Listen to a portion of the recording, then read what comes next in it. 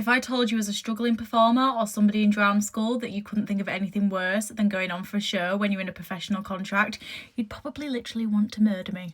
But it happens. Now, I feel like there's a lot of shame felt in the performance industry for being tired, not wanting to go on for a show. Just like somebody doesn't want to go to work one morning, it is the same for performers. Sometimes you just don't want to go on, and that is not something to feel guilty about. You're allowed to be tired. You're allowed to want a day off work. Like, that is not the end of the world. But because there are so many people that are struggling to get work, because there's so many people out of performance work, it makes you feel like you have to be so grateful for every single second that you spend on that stage. And yes, you should be, but you are also allowed to want the day off and to be tired. That is not a crime. And I bet in every single performance contract that you go to, the team that you work with and the people who are performing around you will all have that day. Every single person will have the day where they've had bad news, they don't feel well, there's something going in their lives that just makes them not want to be on stage. And that is why it's so important that as a performer, you are part of a team and you lift people up when they need it.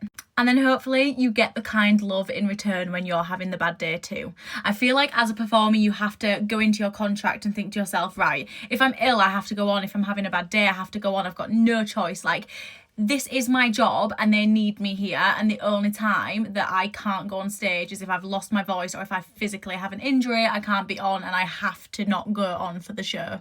Now, there's a massive difference between having a bad day and actually not being show ready and being too ill to go on stage. And you have to know where that line is, because as a performer, we have to advocate for ourselves. So know where your line is and stick to it and make sure people know. And especially the girlies over here with all the hormones and everything that goes on in our day-to-day lives, we are not a stranger to the odd hormonal or emotional day, and that's fine. But when you're performing and being part of a show, you know, sometimes you want to feel your most confident self. In fact, all the time you want to feel your most confident self. So when you have those days, it makes it hard to get on stage. But please just remember, it's okay to have those days and you're not ungrateful for having those days, and you deserve to be on that stage and you deserve to perform because you've earned the right to be there. And honestly, look after yourself a little bit more that day. In your half-an-hour break, take an extra nap, do your skincare, do whatever it is that makes you feel that little bit better.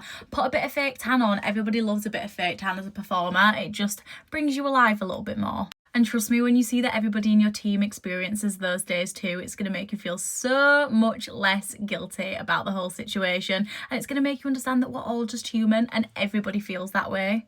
So if you're having one of those bad days, this is my little virtual hug to make you feel a little bit better and to tell you that it's okay to have those days, to look after yourself, give yourself some extra love today, and have a fabulous show. And I'll see you all soon.